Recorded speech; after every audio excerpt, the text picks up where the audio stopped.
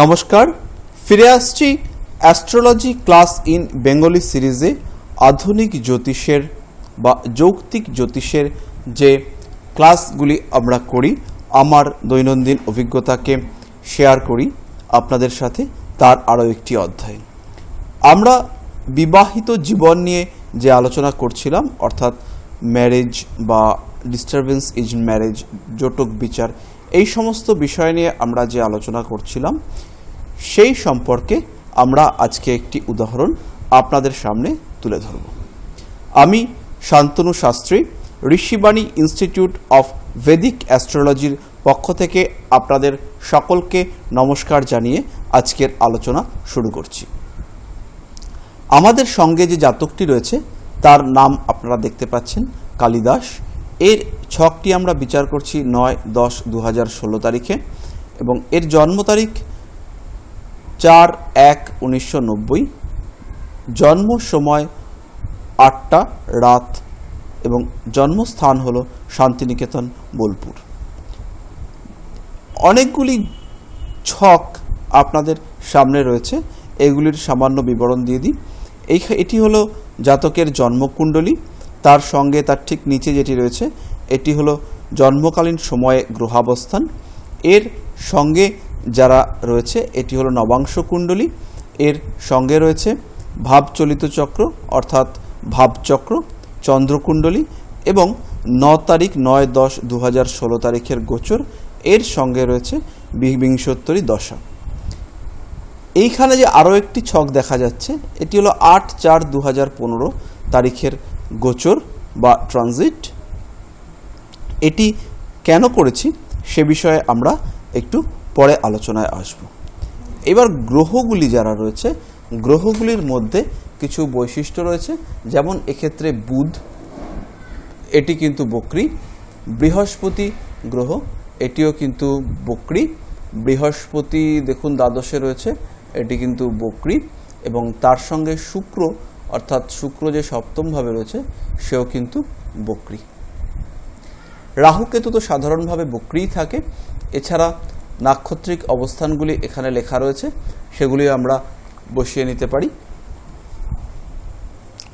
তো আমাদের আজকের মূল আলোচনা এবং প্রশ্ন হলো তিনটি। একটি হলো এই যে জাতক আমাদের সঙ্গে রয়েছে, এই জাতকের বিবাহিত জীবন কেমন হবে। 2 নম্বর হচ্ছে এই জাতকটির যে স্ত্রী, তারকে দেখতে মোটামুটি তার সম্বন্ধে একটি ধারণা নেওয়ার চেষ্টা। এবং আরও যেটি আমরা দেখব যে এর যার সাথে বিয়ে হবে, XYZ যার সাথে বিয়ে হোক না কেন, তার চরিত্র বা তার সম্পর্কে যদি কিছু ধারণা পাওয়া যায়। এবং আরও একটি জিনিস আমরা দিয়ে করব যে এর সঙ্গে এর ওয়াইফের সম্পর্ক কীরকম থাকবে। আর শেষ যেটি আমরা বিচার করব সেটি হলো বিবাহের সময়। প্রথমেই আমরা বিবাহ বা বিবাহিত জীবন কেমন হবে সেটি নিয়ে আলোচনা করছি। তার জন্য আমাদের আলোচ্য ভাব হলো 4টি। প্রথমত লগ্ন, সপ্তম, একাদশ, পঞ্চম। এই ক্ষেত্রে যেটি আমরা দেখতে পাচ্ছি, লগ্ন হলো কর্কট। কর্কটের অধিপতি চন্দ্র শক্তিশালী হয়ে বৃশ্চিকে মিনে অবস্থান করছে। মিন হলো একটি জলরাশি এবং চন্দ্র কিন্তু মিন রাশিতে মোটামুটি শক্তিশালী। এরই সঙ্গে আমরা দেখতে পাচ্ছি চন্দ্র বুধের নক্ষত্রে রয়েছে এবং বুধ নিজে বক্রী হয়ে সপ্তমভাবে উত্তরাষাঢ়া নক্ষত্রে রয়েছে। এর ফলে বিবাহের ক্ষেত্রে চন্দ্রের যে শুভত্ব তা কিন্তু বৃদ্ধি পাবে। দ্বিতীয়ত লগ্নে অবস্থানকারী গ্রহ সেটি হচ্ছে কেতু। কেতু লগ্নে অবস্থান করেছে এবং লগ্নের ডিগ্রিটা যদি আপনারা দেখেন সেটি হচ্ছে 29 ডিগ্রি 17 মিনিট। কেতুর ডিগ্রি হলো 24 ডিগ্রি 32 মিনিট। লগ্নের সঙ্গে কেতু প্রায় যুক্ত হবার কারণে জাতকের উপর কেতুর এফেক্ট কিন্তু সাংঘাতিকভাবে পড়বে। তার ফলে জাতকের মনে সন্দেহ, জটিলতা, কুটিলতা, দৈহিক শিথিলতা এবং মানসিক ও শারীরিক আলস্য এই ব্যাপারগুলি কিন্তু বৃদ্ধি পাবে। এর ফলে জাতকের বিবাহিত জীবনে এই লগ্নে কেতুর অবস্থান এটি কিন্তু বিশেষ শুভ নয়। এরপরে যদি আমরা দৃষ্টিকারক গ্রহতে আসি, সেই ক্ষেত্রে লগ্নের দৃষ্টি রয়েছে রাহু, বুধ এবং শুক্রের, যাদের তিনটি গ্রহই কিন্তু বক্রী হয়ে সপ্তমভাবে বসে আছে। এদের দৃষ্টির ফলে বিবাহিত জীবনের ক্ষেত্রে লগ্ন ঘটিত যে প্রভাব তা কিন্তু অনেকাংশে খারাপ ফল দেবে।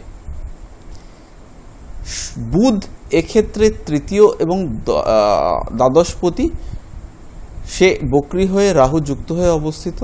শুক্র বক্রী, এর আগে আমরা পড়েছি যে শুক্র খুব সহজেই পীড়িত হয়, এক্ষেত্রে রাহু যুক্ত হবার ফলে শুক্র কিন্তু যথেষ্টই পীড়িত এবং এই শুক্রের দৃষ্টি সপ্তম ভাবে অবস্থিত শুক্রের লগ্নের উপর দৃষ্টি লগ্নটিকে বিবাহিত জীবনের পক্ষে লগ্নটির যে প্রতিকূলতা সেটি বৃদ্ধি করেছে। এছাড়া লগ্নপতির উপর দৃষ্টিদায়ক কোনো গ্রহ নেই, তাহলে লগ্ন সাপেক্ষে যে আমরা বিচার করলাম বিবাহিত জীবন সেটি কিন্তু বিশেষ শুভ হলো না। এরপরে যেটি আসবে সপ্তম ভাব, অর্থাৎ স্ত্রীর যে জায়া ভাব বা স্ত্রী ভাব যেটি, সেই ভাবের অধিপতি শনি, সে যুক্ত হয়েছে রবির সাথে। আমরা সকলেই এটা জানি যে রবি এবং শনি এরা কিন্তু প্রবল শত্রু গ্রহ, ফলে রবি শনির এই যে সংযোগ এবং ষষ্ঠভাবে এই সংযোগ এটি কিন্তু বিশেষ শুভ নয়। সপ্তমপতি হিসেবে শনি রবির দ্বারা এখানে যথেষ্টই পীড়িত হবে। এইবার যদি আমরা সপ্তম ভাবে অবস্থানকারী গ্রহ দেখি, তারা রয়েছে রাহু, শুক্র এবং বুধ। সপ্তম ভাবের মতো একটি সেন্সিটিভ ভাবের জন্য রাহুর অবস্থান কিন্তু জেনারেলি বেশ অশুভ। তার সঙ্গে বালক গ্রহ বুধের অবস্থান এবং তার বক্রী হওয়া, একই সঙ্গে শুক্র তার অবস্থান এবং সেক্ষেত্রে রাহু, এটিও কিন্তু বিবাহিত জীবনের পক্ষে বিশেষ সুখদায়ক নয়। এরপরে আমরা যদি দৃষ্টিদায়ক গ্রহ দেখি, সেক্ষেত্রে কেতুর সামান্য প্রভাব থাকতে পারে এবং কেতুর এই যে প্রভাব এটি কিন্তু কখনোই পজিটিভ নয়, ফলে সপ্তম ভাবটিও যথেষ্টই দুর্বল হলো। এবার যদি আমরা একাদশ ভাবটিকে দেখি, একাদশ ভাবের উপর একমাত্র মঙ্গলের দৃষ্টি রয়েছে, আর একাদশ ভাবপতি শুক্র, সে রাহু যুক্ত বুধ যুক্ত হয়ে সপ্তমে অবস্থান করেছে, যেগুলি কোনোটিকেই আমরা বিশেষ ভালো বলছি না। এবং রাহু শুক্রের অবস্থান কিন্তু জাতকের সপ্তম ভাব যাদের যাদের ইন্ডিকেট করে, যেমন জাতকের স্ত্রী, তার ক্ষেত্রে কিন্তু ডিস্টারবেন্স তৈরি করবে। তবে পঞ্চমপতি মঙ্গলের সক্ষেত্রী হওয়া এই ক্ষেত্রে কিন্তু কিছুটা পজিটিভ হবে। তা হলেও মঙ্গল যে বুধের নক্ষত্রে রয়েছে, বুধ পীড়িত এবং তৃতীয় দ্বাদশপতি, সেক্ষেত্রে মঙ্গল তার শুভত্ব কিছুটা হ্রাস পাবে। এর ফলে আমরা আলটিমেটলি যে সিদ্ধান্তে পৌঁছতে পারছি সেটি হলো সপ্তম ভাবের থেকে এর স্ত্রী সম্পর্কে যেগুলো জানতে পারছি, স্ত্রীর বর্ণের ক্ষেত্রে প্রভাব বিস্তারীকারী গ্রহ হলো বক্রী বৃহস্পতি, বক্রী বুধ, বক্রী শুক্র, রবি এবং শনি, তার সঙ্গে রাহু। বৃহস্পতি এবং শুক্র রং ফর্সার দিকে নেওয়ার চেষ্টা করলেও এদের বলবত্তা কম এবং এরা পীড়িত হবার কারণে যার সঙ্গে এই জাতকের বিয়ে হবে তাকে কিন্তু দেখতে খুব ভালো হবে না। একই সাথে সপ্তম ভাবটিতে বুধ থাকার জন্য তার মধ্যে শিশু সুলভ আচরণ এর প্রবণতা দেখা যাবে। সেইখানেই শুক্র এবং রাহু থাকার কারণে তার মধ্যে শারীরিক এবং মানসিক অতৃপ্তি বিরাজ করবে। একই সাথে এই ঘরটির উপরে বৃহস্পতি বা শনির সরাসরি দৃষ্টি না থাকার কারণে তার যে এই স্বভাব তার হ্রাস পাওয়া এটি কিন্তু হবে না। এবার আমরা পরের প্রশ্নে আসব যে জাতকের সঙ্গে স্ত্রীর সম্পর্ক কেমন হবে। এর জন্য একটি খুব সহজ নিয়ম রয়েছে। জাতক হলো চন্দ্র, জাতক চন্দ্র এখানে অবস্থিত এবং সপ্তম ভাবাধিপতি শনি সে কিন্তু ষষ্ঠে অবস্থিত। চন্দ্রের সঙ্গে শনির সম্পর্ক হচ্ছে ষষ্ঠ, ক্ষমা করবেন, চতুর্থ এবং দশম। এই চতুর্থ এবং দশম সম্পর্কের জন্য আমরা সিম্পলি বলতে পারি যে জাতকের সঙ্গে এর বউয়ের সম্পর্ক মাঝারি থাকবে, বিশাল যে শুভ তা কিন্তু থাকবে না। একই সঙ্গে এটাও আমরা দেখতে পাচ্ছি যে লগ্ন সাপেক্ষে সপ্তমপতি সে ষষ্ঠে অবস্থিত এবং সপ্তমপতির অষ্টম অর্থাৎ সিংহ রাশির অধিপতি রবির সাথে যুক্ত হয়ে, এটিকে যদি আমরা ধরি তাহলে জাতকের সঙ্গে এর ওয়াইফের সম্পর্ক কিন্তু বিশেষ ভালো হচ্ছে না। এইবার আমরা যেটি আলোচনা করব সেটি হচ্ছে বিবাহের সময় বা বিবাহের জন্য প্রবাবল দশা। এর জন্য আমাদেরকে দেখতে হবে সপ্তম ভাবের ইন্ডিকেটর কারা বা সপ্তম ভাবের অধিপতি বা সপ্তম ভাবে উপস্থিত গ্রহদের সমন্বয়। এর সঙ্গে আমরা এটাও দেখতে পারি যে সপ্তম ভাব বা ভাবপতির উপর দৃষ্টি কাদের কাদের রয়েছে।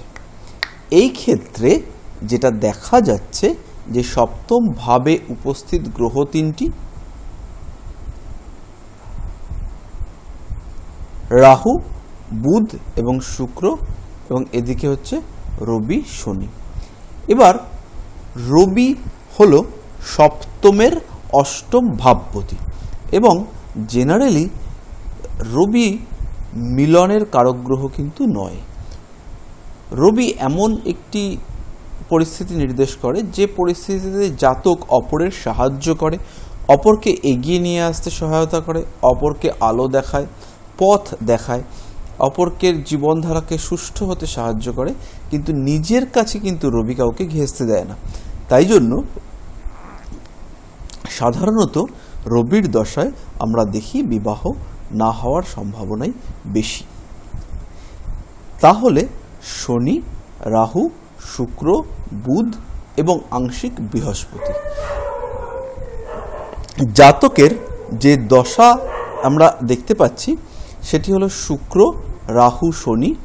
এর আগে শুক্র, রাহু, বৃহস্পতি এবং তারপরে শুক্র, রাহু, বুধ, শুক্র, রাহু, কেতু। বিবাহকালীন বয়সে মোটামুটি এই যে দশাগুলি, এখানে যে দুটি দশা আমরা দেখতে পাচ্ছি, শুক্র, রাহু, শনি, শুক্র, রাহু, বুধ, এই দুটি দশাই কিন্তু মূলত বিবাহ হবার সম্ভাবনা বেশি। কারণ শুক্র, রাহু সপ্তমে রয়েছে, শুক্র, রাহু সঙ্গে বুধ রয়েছে, আবার সপ্তমপতি শনি। ফলে এই শনি এবং বুধ এদের যে প্রত্যন্তর দশাগুলি, এগুলি বিবাহের পক্ষে যথেষ্ট বেশি ক্রিয়াশীল বা কার্যকরী। এইবার প্রশ্নটি হলো, শুক্র, রাহু, শনিতে বিবাহ সম্ভাবনা বেশি না শুক্র, রাহু, বুধে বিবাহের সম্ভাবনা বেশি? এই বিচারটি করার জন্য আমরা আসব সরাসরি গোচরে। এটি হলো 8/4/2015 সালের গোচর, অর্থাৎ যে বিন্দুতে বা যে সময়ে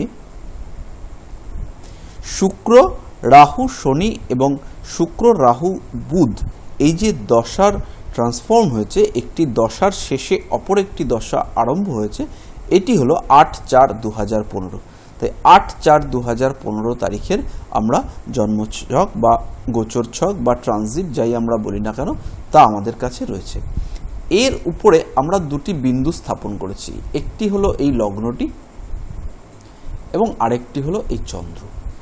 এইগুলিকে আমরা কোথা থেকে পেলাম? এই লগ্ন এবং চন্দ্র হলো এই জন্মকুণ্ডলিতে জাতকের লগ্ন এবং জন্মকুণ্ডলিতে জাতকের চন্দ্র। সেটিকে লগ্নকে আমরা ইংলিশে লগ্ন বলে লিখেছি এবং চন্দ্রকে আমরা মুন বলে লিখেছি।